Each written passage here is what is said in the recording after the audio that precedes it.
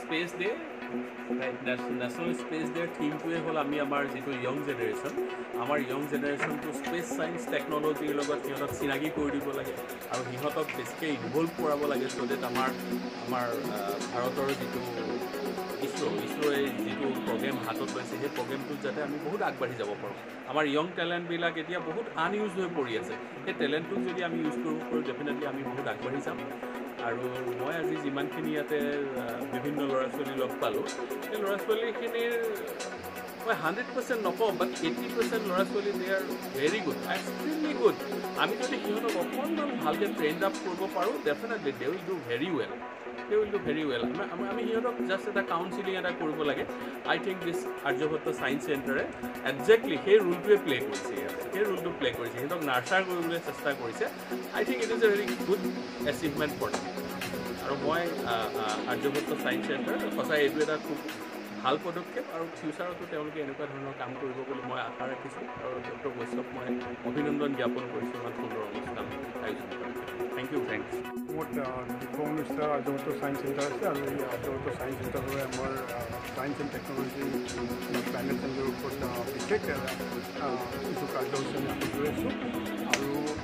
এইটো মই ভাবোঁ এইটো এটা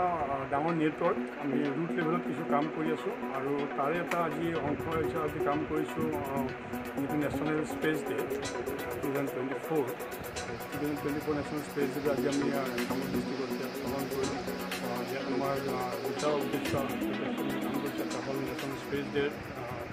তাৰ লক্ষ্য আৰু উদ্দেশ্য ব্যাখ্যা কৰা আৰু সেইটো আমাৰ এই গোটেই বস্তুখিনি আমাৰ আগবঢ়াই লৈ পেলাই আজি আমাৰ বিশেষভাৱে আমন্ত্ৰণ কৰি অনা গুৱাহাটী ইউনিভাৰ্চিটিৰ ডক্টৰ বিমল জ্যোতি মোদী ছাৰ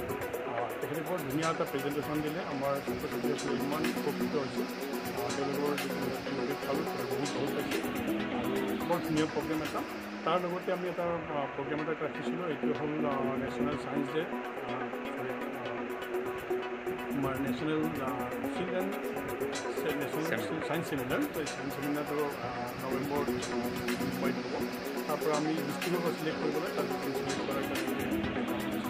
ব্লকৰ পৰা আমি ষ্টুডেণ্ট আমন্ত্ৰণ কৰি আনিছিলোঁ আৰু আমাৰ প্ৰায় 28টা ষ্টুডেণ্ট ইয়াত 28টা ষ্টুডেণ্ট আৰ্টিফিচিয়েল ইণ্টেলিজেঞ্চ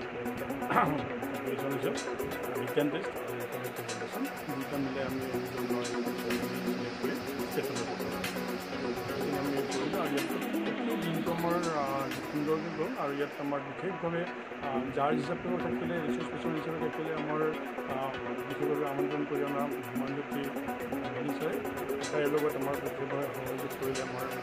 মহাবিদ্যালয়ৰ সদস্যকেইটা মূলত লগতে আমাৰ প্ৰিন্সিপালৰ সহযোগ আছিলে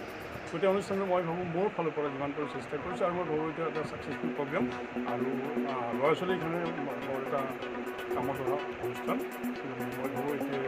কিছু নহয় কিছু ল'ৰা ছোৱালীক স্পেচ ছায়েন্সৰ ওপৰত এটা আকৰ্ষণীয়তা সৃষ্টি কৰিব